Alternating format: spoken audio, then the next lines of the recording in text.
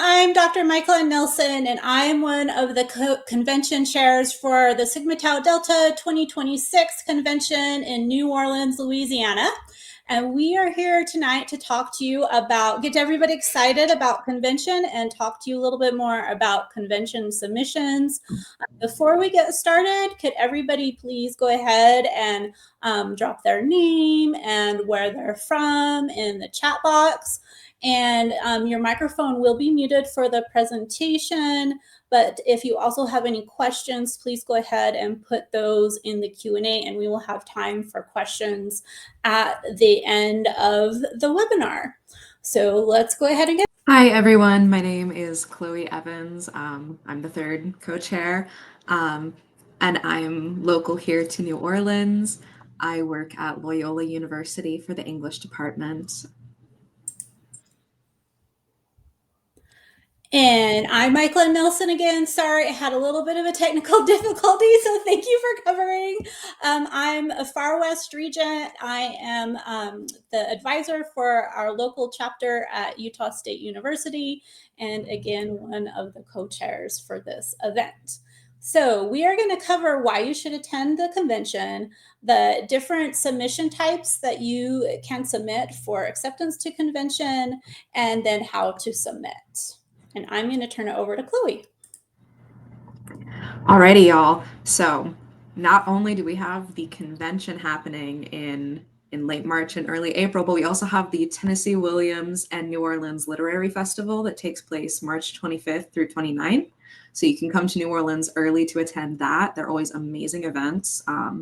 We'll be at the Hyatt Regency Hotel in New Orleans, which is located in the Central Business District and walking distance to the French Quarter. We have so many events scheduled Sunday through Wednesday, and our common reader is Salvage the Bones by Jesmyn Ward. We have other featured authors as well, and there will be vendor space for individual chapters to set up, and you can come and explore the wonderful city of New Orleans. There's so much to see and do here. So other opportunities presented by the convention, it's an opportunity to present original work and to be recognized. You can hear paper presentations, roundtables, and other sessions. There's chances to attend readings and workshops by the keynote authors. You can participate in various workshops, and it's a great chance to network and socialize with students, advisors, and alumni from all over the world. It's a great way to make new friends and lifelong connections, whether it be just friends or professional connections. All right, so who is eligible to submit? Well, almost anybody who has a membership in the National English Honor Society system. So Sigma Tau Delta student members, Sigma Kappa Delta student members, Sigma Tau Delta alumni members, and Sigma Tau Delta and Sigma Kappa Delta advisors are all eligible to submit different types of presentations to convention. All right, so let's talk about what y'all can submit. There are four, even though it says 111, there are actually 4 types of categories of presentations that you can potentially submit in. One is a traditional paper category, an original critical essay, like what you would submit for a literature seminar course, creative nonfiction, poetry collection, original prose, like a short story or flash fiction, a drama, or perhaps a short screenplay. We are also really encouraging folks to submit papers on our common reader, Salvage the Bone by Jesmyn Ward. And you could also submit a roundtable presentation, which I know roundtables are, if you're new to Sigma Tau Delta and convention, that idea might be a little bit unfamiliar with folks. So we'll talk about what that is here in just a second. And you also might be able to submit for research in the round, which is also a different type of presentation. So we'll talk about those in a little bit more detail. All right, we're going to go through the list. So critical essays. These are critical essays similar to what you might write for a literature course.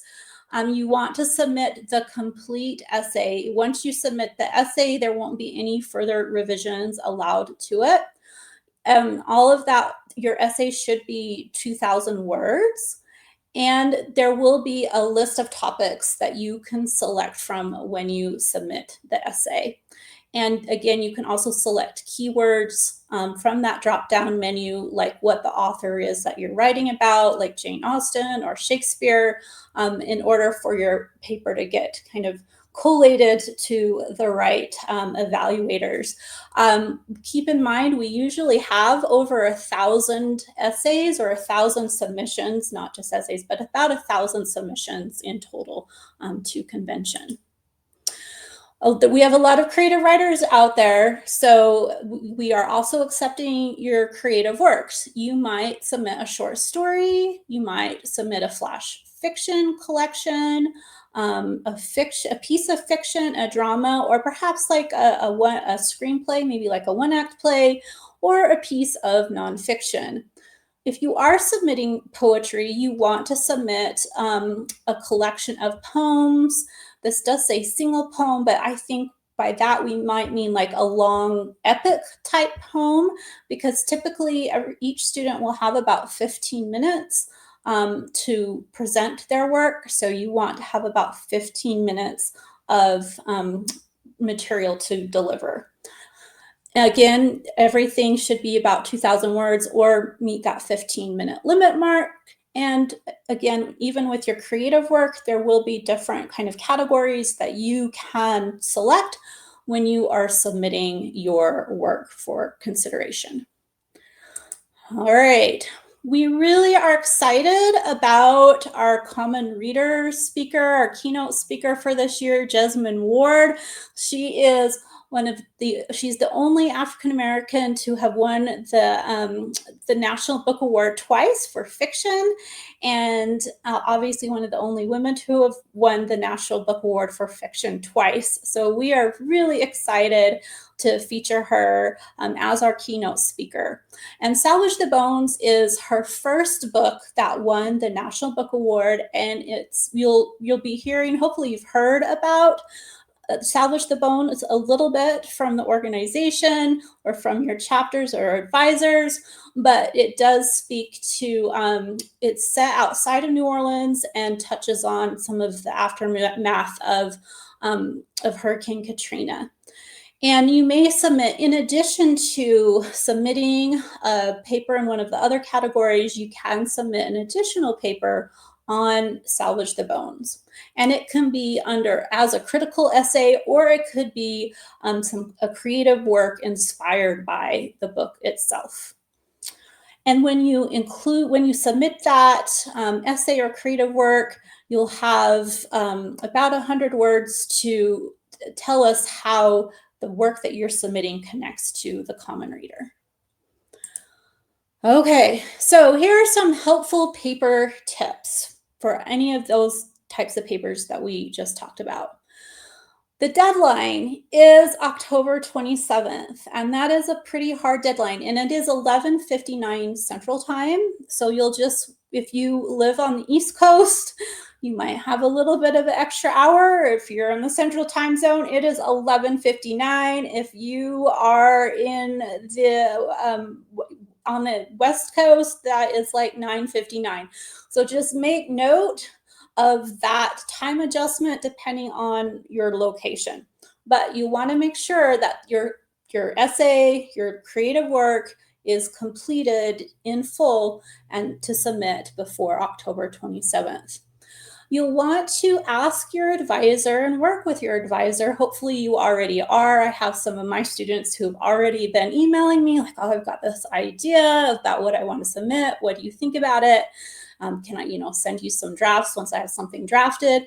So hopefully you are already thinking about what you might want to submit to convention and are working with your advisor on your submission. Definitely carefully follow format guidelines, and this is generally MLA formatting guidelines. And choose a title that is relatively brief. I know it might be fun to have a 15-word title, but we are constrained by technology and the program software on the number of words that can be in a title. And if you're, do not identify yourself on your paper or the file name. And if your paper does go over 2,000 words, it might be disqualified. So make sure it's under 2,000 words. All right, one other fun thing about convention, and when you're working on your paper now, you might not be thinking about whether it might win an award or not, which is totally fine because it's just a delightful surprise if you happen to win an award for your work. But we have a number of convention awards in individual categories, in different creative work categories. But there are also a couple of special award categories that you might be thinking about. So if you are just starting to think about what you might submit for convention, you could think about some of these award categories and how your work might fit into those categories. So there's the Isabel Sparks President's Award, the Justin Owen Convention Award, the Stemler Dennis LGBTQ plus LGBT2 Ampersand Award. And there actually was just an email sent out about that today to all of the members who are already registered in Right Away. We have travel grants. There's also the Beth DeMeo Poetry Award. And if you are a fan of Willa Cather or you have written about her in your classes, there is a special Willa Cather Award that is sponsored by the Willa Cather Foundation. There's also a special award for our 2-year members in Sigma Kappa Delta, and there are also chapter display awards. We offer over $12,000 of awards almost every year. We offer $12,000 in 2025. And some of the awards are up to $600 each. So we really offer a lot of recognition for our awards, and it's just something to think about. Somebody asked about the rate of acceptance. That is a really great question.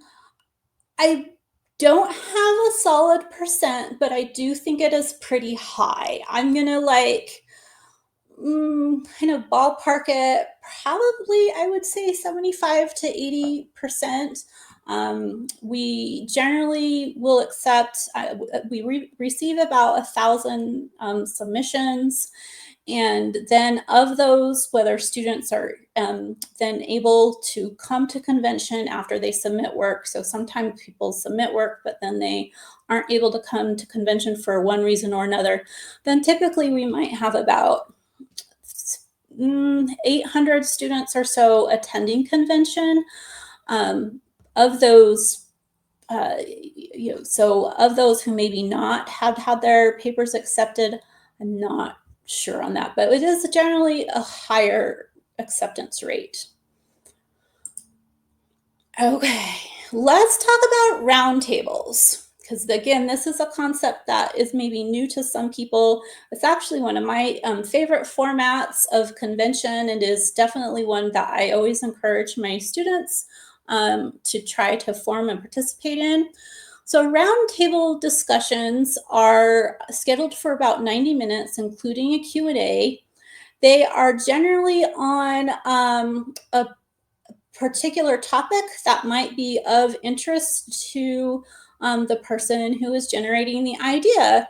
So last year, for example, I had a student who wanted to have a discussion about the rise of, or like the renaissance of, audio dramas. And so she had a roundtable with several other students from other schools about audio dramas. We also have roundtables about the Common Reader and the other featured speakers in convention. They also might take up different issues that face our discipline, perhaps like AI, for example, or banned books. So you might have a roundtable about some other topic, or maybe something about secondary teaching education. Last year, I know we had a number of laws passed in the state of Utah that were impacting students. So we had a chapter from Utah talk about the different laws that have been passed that affect our discipline. But you also might talk about an author.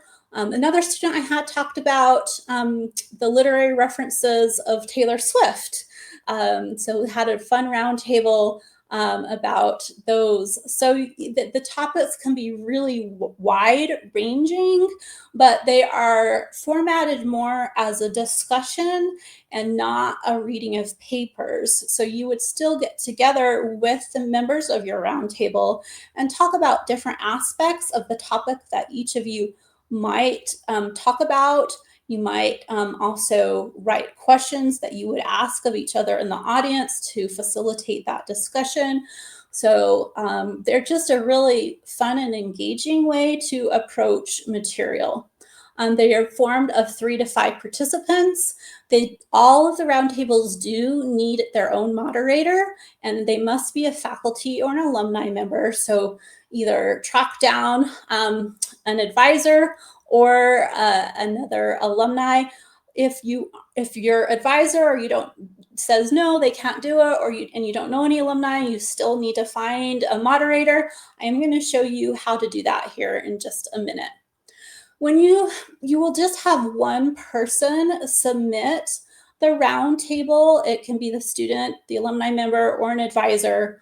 I will often, for my students, I will often submit the roundtable on their behalf, and I am often the moderator for them. Primary selection for proposals.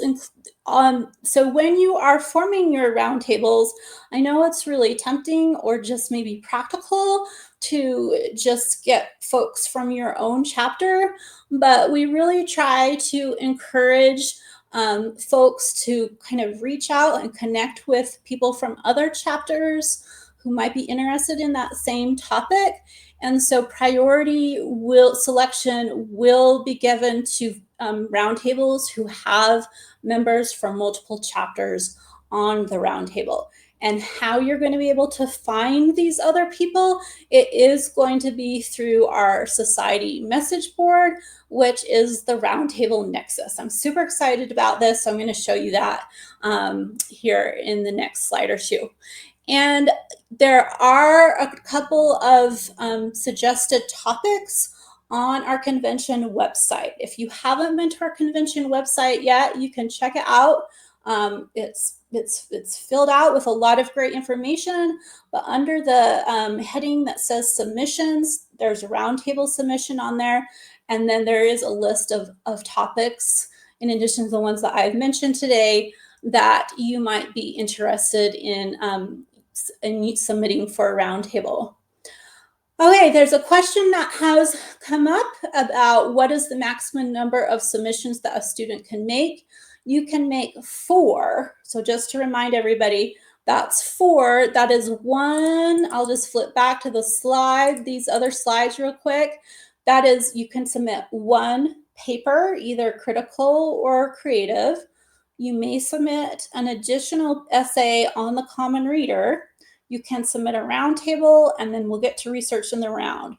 But you cannot necessarily submit like 4 pieces of creative work or like 4 essays. You can only submit 1 essay or creative work. So hopefully that clarifies that question. All right. Let's talk a little bit about research in the round. So research in the round is really helpful for students who have some nascent ideas and want some feedback about them because they may not be quite sure where they want to take their research yet. And so this is a really fun way to get feedback from other colleagues. So again, only students may submit for research in the round. You give your contact information. You submit what your proposed research topic is, up to 10 words. And then you submit 2 questions that would spark discussion on the topic, and then a longer explanation up to 250 words that gives information on your topic and question, persuading evaluators that this topic and these questions will spark discussion and reach a broad audience. So really it's about you're interested in this topic, you have these questions that you're interested in, and it allows you to get feedback from fellow students, and it's like a lightning dating round. Like we put everybody kind of on the outside, and then we have participants on the inside, and people switch from topic to topic like every 10 minutes. So it's a really fun, a little bit chaotic event, but another way to participate in convention, especially if you are new to the discipline, you're feeling a little intimidated, or maybe you don't have a full paper idea developed yet. Okay, this is the Roundtable Nexus. This is what I'm so excited about. So the Roundtable Nexus is a simple message, old school kind of message board. You will be asked to just register with, login and password, and then it will take you to the screen. Our web developer, Naaman, has developed this just for Sigma Tau Delta, so it's so very, very exciting. But if you are trying to find participants for your roundtable, you can just hit that create roundtable. It will ask you to describe your roundtable, and then people can come on to the website and see what different roundtable topics there are, and they can sign up to participate in them. So it's a great way to connect with other people who have the same interests as you around the country and other chapters. It's a great way to help, organize your roundtables. And also, if you are, again, still unsure about what you might submit, maybe participating in a roundtable sounds really fun to you, but you're not sure about creating a roundtable, but you want to participate in a roundtable, this is great. You can come here and you can read through the different roundtable topics, and you can be like, oh, yeah, Taylor Swift literary references. I totally want to be and do that roundtable, and you can sign up to be on that roundtable. And then you can, get together. The organizer will reach out to the folks who signed up, and then you guys can kind of get together and organize your roundtable. Now, again, just a really quick reminder, roundtables, those descriptions about the roundtable, those will need to be submitted at the same time by October 27th.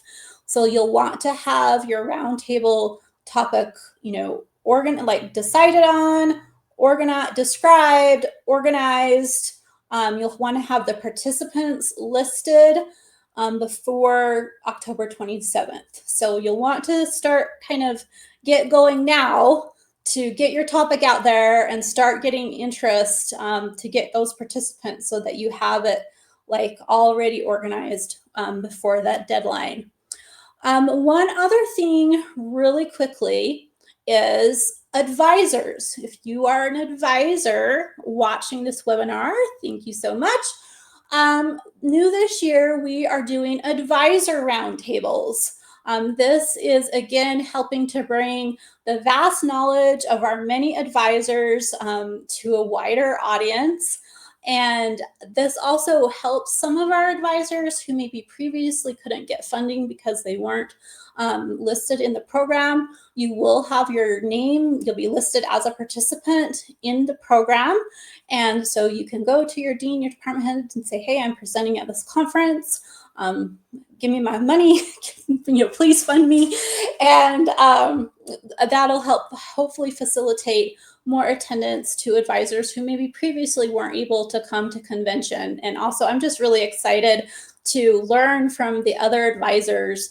There's a section on, again, the convention website under roundtables for advisor roundtables that list a bunch of different topics that you might be interested in organizing about. I'm going to take a couple of questions really quick. We're not quite done yet, but a couple of questions.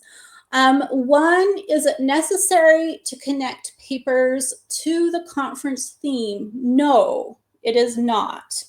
No, if you are writing about Frankenstein, if you are writing about Thoreau, you're again submitting your own creative or critical work, it does not have to connect to the convention theme. It's just kind of a bonus if you do want to connect to the convention theme. For creative works, is there a word maximum? Yes. So that 2,000 word maximum pretty much applies to all submissions. And let's see, does a poetry collection have to have a particular theme? Not necessarily. This is not any official rules. I guess my advice would be it is nice because it is short. Again, you've got that 15 minutes of time to deliver your poetry at convention, generally speaking, that that you can that the poems are maybe linked or connected or maybe inspired by maybe they're connected by a particular period in your life or an event. So they don't necessarily have to be like linked thematically or anything, but maybe just thoughtfully think about how the collection might be connected in some way. Okay. All right, let's talk a little bit about how to submit your work. So again, you'll want to start thinking about what you want to put together. And you will access the submission portal through englishconvention.org. You will it'll ask you, so Exordo is our convention software. It'll ask you to create an account, again, login and password. And you'll want to be sure that you use an email that you will have access to through April 26th. And if you want to, you can save it and come back to it later, provided submissions are completed again by that October 27th, 11 p.m. Though they changed it. It used to be like 10:59 deadline. So the first thing it will ask you to do when you submit your convention essay is to verify your membership. So if you have just joined Sigma Tau Delta this year, you want to make sure, bug your advisor to make sure that your information has been submitted to what we call Right Away, WRITE away.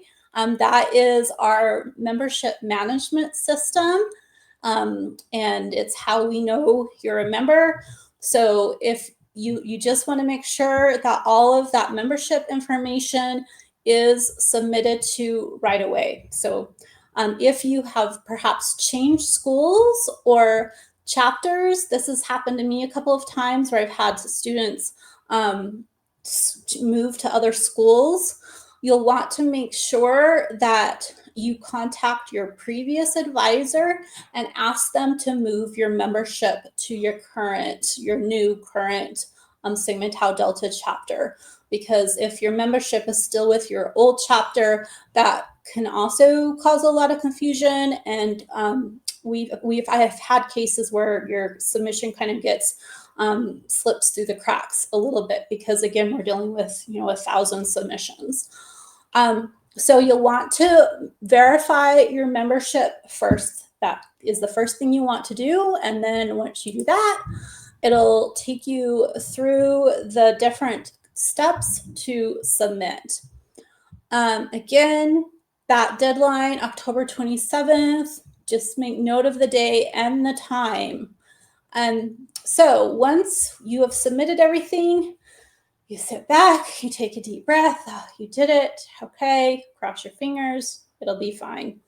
That gives us as evaluators, and again, you can imagine the number of submissions we're getting. We have a whole army of volunteer evaluators who we appreciate so much.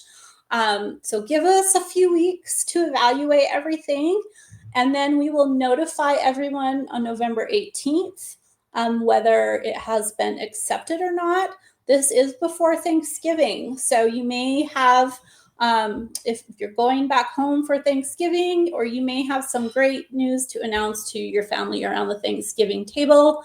And then once you also maybe go back to school and everybody in your chapter knows whether they've been accepted or not, you can work with your advisor about funding, and you'll want to confirm with us for sure by January 20th whether you are able to present your work at convention.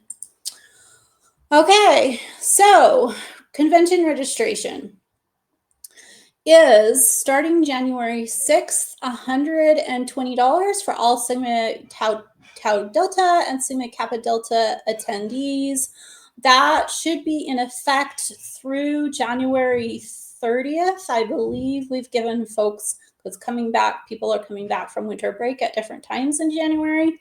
So that should give most everyone time to register early, and then it goes up from there with $180 for on-site registration. So we're hoping and encouraging everybody to register early, get that great discount, so we can plan and know who's coming. And all presenters must be registered by January 17th to be included in the program. Okay, I've been doing some questions as we have been going along, as I've seen them, but we can do a little bit more. All right, let me do some more questions.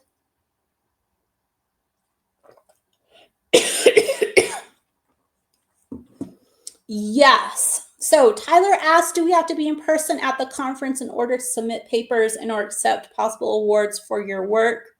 Yes. So you will need to be at convention to present your work that you've submitted that was accepted, and in order to be considered for an award. So yes, that is correct.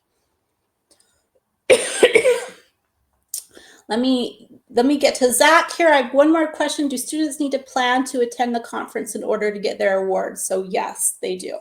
You will need to plan to attend that conference, present your essay. You'll need to actually also go to the awards ceremony in order to receive your award.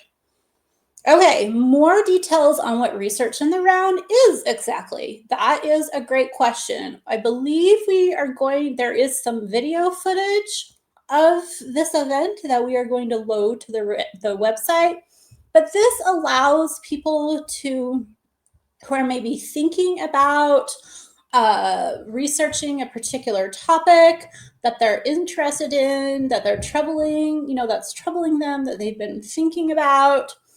If they haven't fully developed it into an essay yet, but this allows them to, put the idea out there and get some feedback from other students. And it's like you've got like 10 minutes to talk about your topic, to get the feedback from other students, and then you switch and you do it all over again, and you get a new student to give you feedback, and we do that for about an hour.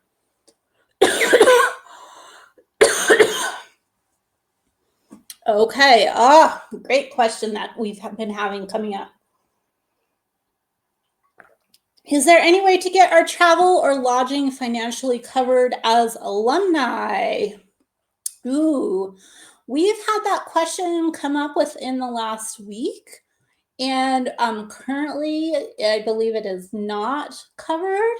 So that is something that we can maybe take up with the alumni group and our alumni representative, Tiffany Nolde, and perhaps she will give us some more insight about that at a later date, unless anybody else has more information about that. Okay.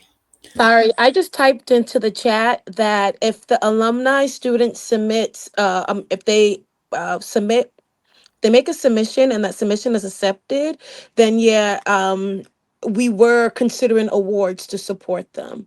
But then other than that, yes, the suggestion would be to work with the alumni rep to see what support exists. That is a great reminder that yes, if they receive an award, that they can use that funding for their fund their convention travel. Yes. Micheline, before we move on, can we talk a little bit more about the convention theme? Because that seems to be confusing to a couple of individuals. The question has been repeated again if if they do or don't need to follow the convention theme. In the response that I typed in, I suggested that they follow the theme, but don't overthink it. Because the theme is applicable to many of the genres and the literary analyses that students might submit, and they might not necessarily see the connection, but the connections might be there, right? So, what are your thoughts as far as the theme, and if students should be following the theme or not? Hey, great question. So our theme, which we didn't have a slide about, we had one about the common reader, but not the theme, which is second lines and new beginnings. And of course, if you come to the convention before, you know the theme changes every year, is generally inspired by the place or the common reader or something going on in our discipline at large. Ours, of course, is inspired by New Orleans, the place. Second lines are a very important cultural tradition to New Orleans. And of course, New Beginnings, New Orleans started over. It's been the 20th anniversary of Hurricane Katrina, and kind of rebuilt their city, started over. So there is a special paper category and award for papers who are submitting on the theme, but not all. But all essays don't have to touch on it. So if you're if you're writing about Jane Austen, if you're writing about George Orwell, Shakespeare, Chaucer, so if you do have a paper from another class that you've already written and you just want to edit and polish and make sure it fits the submission guidelines, but it doesn't necessarily touch on the theme, it doesn't have to touch on the theme, but we definitely encourage that, and there are paper awards just for those essays. My students sometimes have submitted papers that touch on the theme, and they sometimes have not in the past. Another interesting question that's here says, as alumni, is there an option where we can choose alumni instead of a chapter, or do we have to choose the chapter that we became a member through? Yes, Chloe, do you want to speak to this a little bit? Because you are alumni. Naaman answered in the chat, an alumni will choose the chapter you became a member with. But but there is an alumni chapter, though, isn't there? I thought there was. So, and I thought there was an option for them to select alumni. Oh, on the app. Yeah.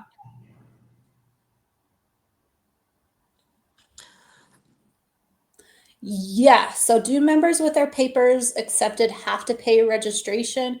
Yes. So every presenter has to register for the conference. So if your paper is accepted, you decide that you are able to go to convention to present your paper, you need to register. Very important. Yes, you will need to pay the $120 registration, hopefully. If you do it before the early bird deadline expires, you will definitely need to register for the convention. Okay. I'm an alumni because I graduated from my university that introduced me to STD. How do I know if my membership is still active? I can log in, but I want to make sure that I'm still considered a member and can submit. If you can log in, then I believe that means that your membership is active. Mm-hmm. Yeah.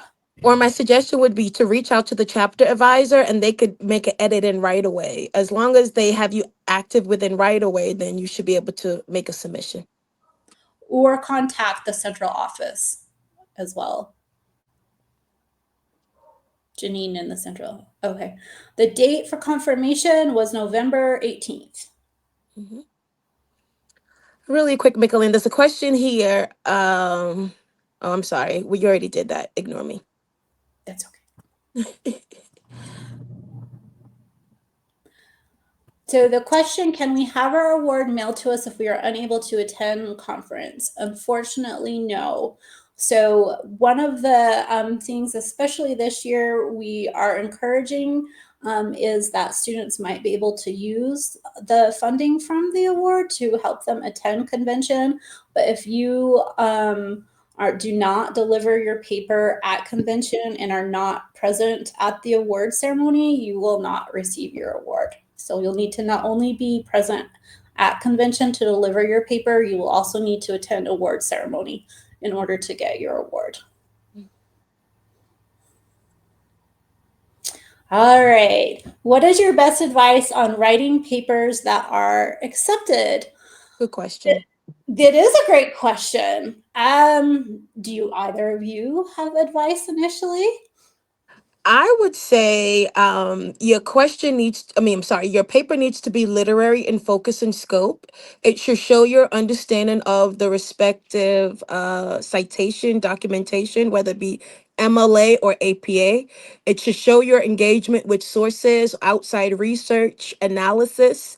You should have an argument that you're making, and that argument should be unique and somewhat creative. That would be my suggestion. So any papers that you've received A on in class, or an instructor has said, this is really good, you need to do something with this, then maybe that's a paper that you might polish up, make a couple of edits to, and then submit it for consideration. Chloe, what are your thoughts? My suggestion was going to be talk with your chapter advisor or a professor who you work well with, and see if you can strengthen a piece of work that you feel confident in. Mhm. I think both of those are excellent suggestions. And as far as a creative work, advice for maybe creative work is, again, you want to think about if you're doing that poetry collection, what is the connecting thread to it? That your piece, your creative work, you are still able to maybe articulate like what it is that the work is trying to do or address. One other trick that I have learned, so this will be my 12th convention. One other kind of something that I suggest to my students is to really think about writing about the common reader or the convention theme. There's kind of a list that we have on the convention website because a lot of students don't write about the common reader. So there's a little bit less competition, if I want to put it that way, on the convention theme or the common reader. So generally, a lot of those will be accepted.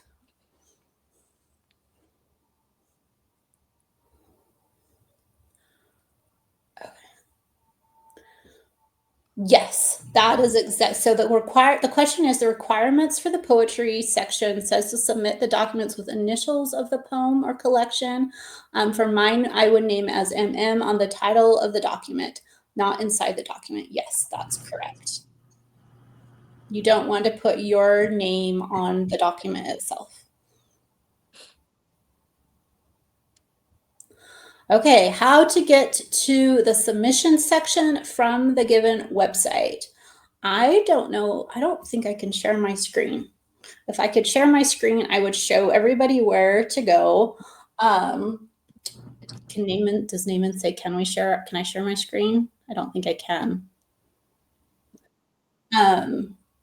So what you'll want to do is so remember our main Sigma Tau Delta website is english.org. Super easy to remember. So english.org is our main Sigma Tau Delta website. From that, right, like front and center, easy to find, there is our convention, like our logo. You can click on that. It will take you to our convention website. And at the top, it says submissions. You click on that submission button. And that is where to go to find more details about each of these things that we've been talking about.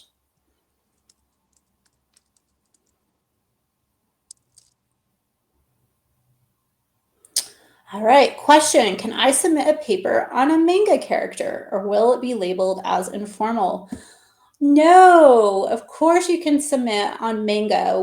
We have had a lot of submissions on, I guess, comic books or, visual texts. And manga I have seen panels on manga. So yes, it's actually pretty popular. So you can write about manga. That would be totally fine. Okay, question about travel grants for current student members. So our travel grants this year, they are awarded based on student need. So these are grants will provide $500 toward travel expenses to convention. There will be a section on the application that will ask you to submit some kind of documentation that shows that you are Pell Grant eligible. So whether it's a Pell Grant acceptance letter or something from an advisor or the financial aid office, these travel grants are for students who are Pell Grant eligible students.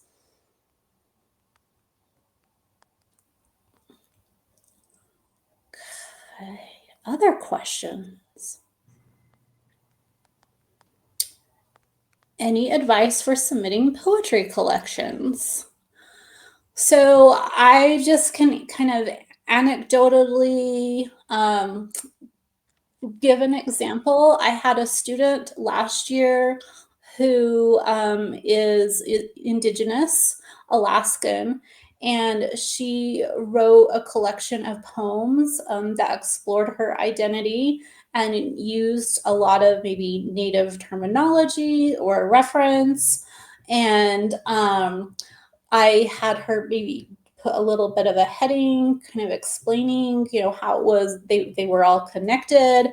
And then she had about 5 poems in that poetry collection. And I had her, we practiced reading them before she submitted them to make sure that she was within the time frame as well as the word limit.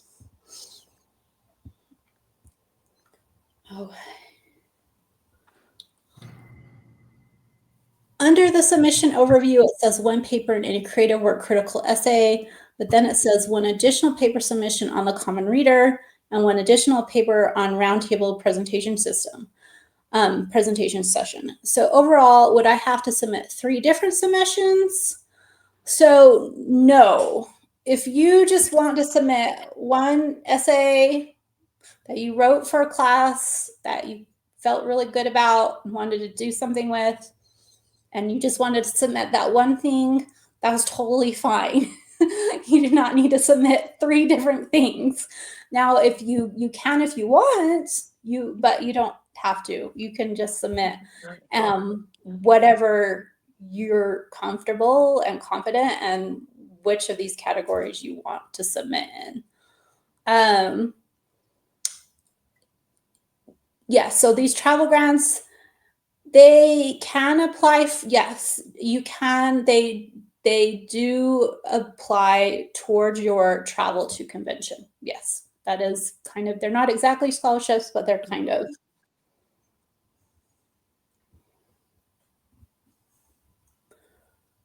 All right. Other question. There was a slight question. Can you repeat the date for when awardees must accept by? I believe it must be registered by January 17th to be included in the program. Thank you. Okay. Other questions? There was a question that asked, could the essay be written after I graduated or does it have to be revised for a class? Either of those are true. It just needs to be an academic paper. Best suggestion is to talk to your faculty advisor to get their advice about your submission of the paper. But you could have written it for a class, you could have written it during your summer term, or it could just be your personal research interest. But definitely speak to your faculty advisor to get their support.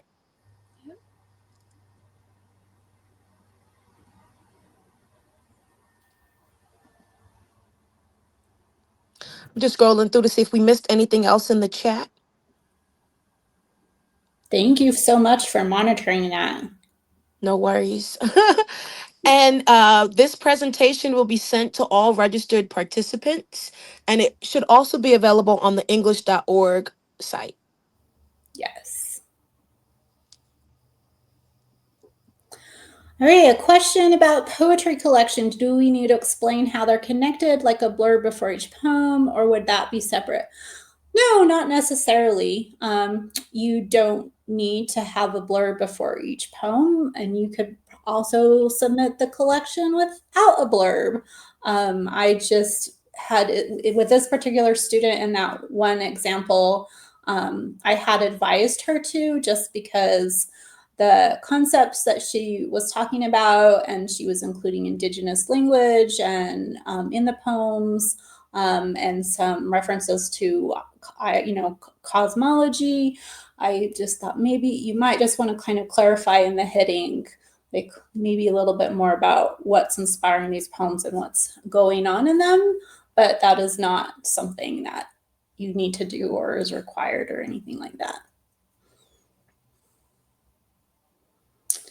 So the decision again will be November 18th.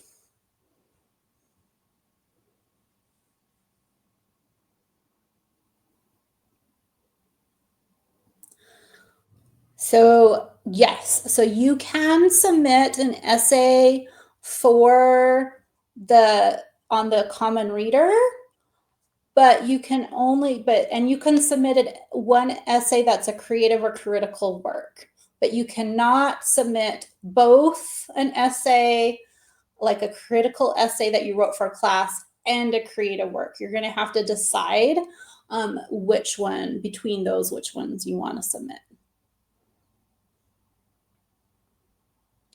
Should a critical essay? Yeah, that is. You want to take that, May? Yeah. So the question is, should a critical essay include secondary sources and research? Would a close reading of analysis connecting a couple of novels be potentially acceptable? Great question. And I'm just thinking about the papers that I've reviewed and the scores that I've given to the papers that I've reviewed. I've typically given higher scores to those that have the citation and documentation attached to it, because that shows me that it's actual research and it's credible research, as opposed to just an unpacking of concepts and a presentation of these connected concepts, right?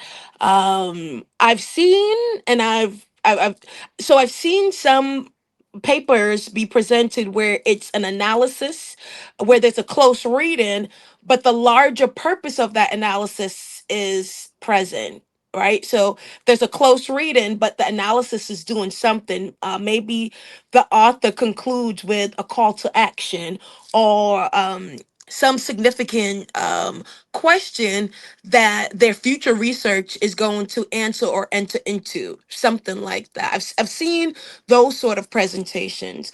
But for the critical essay selection part of it, it should very much mirror an academic essay, a final academic essay for a class, where there are sources, where there's a thesis, topic sentences, clincher sentences, analysis, all of those amazing things.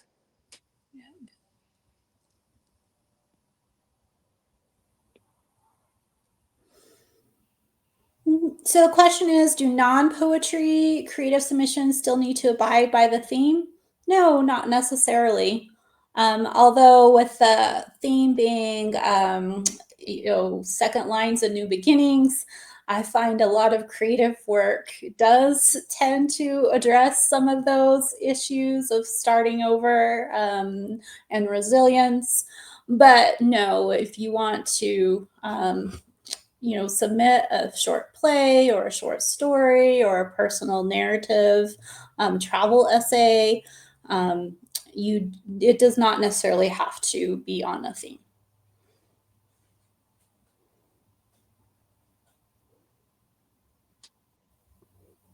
Yeah, absolutely. In fact, we have some of our members on the board who are representing you.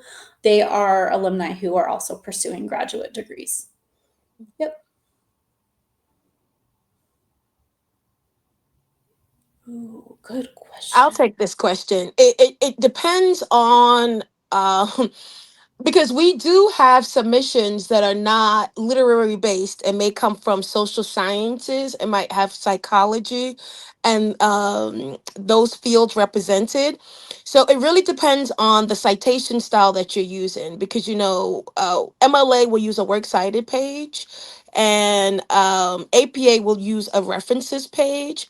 Your annotated bibliography is not needed, not for this submission, because your annotated bibliography typically provides the credibility and the connection for the sources included in your paper, and that would be included in your literature review or your introduction. So an annotated bibliography is definitely not needed, but yes, a works cited page is definitely preferred if you're using MLA, and a reference page if you're using APA. And just remember, yes, so the works cited is still counted in the 2,000 word count. Yes. So with the annotated bibliography, that might put you over those 2,000 words. So you need your bibliography or your works cited page. It is counted in those 2,000 words.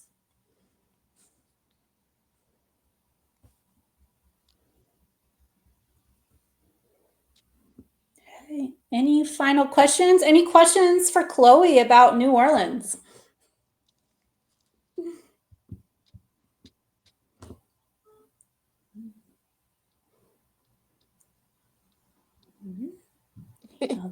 She wanted to put you on the spot, Chloe.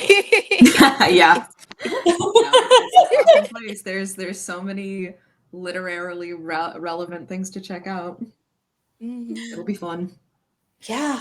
And then the website will also have tips about visiting New Orleans and things to do within New Orleans. Yes, we'll get those up soon, hopefully.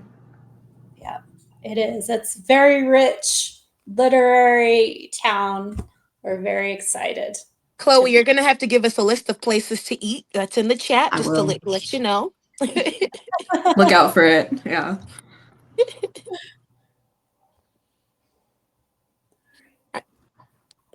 Anything else? Any final questions?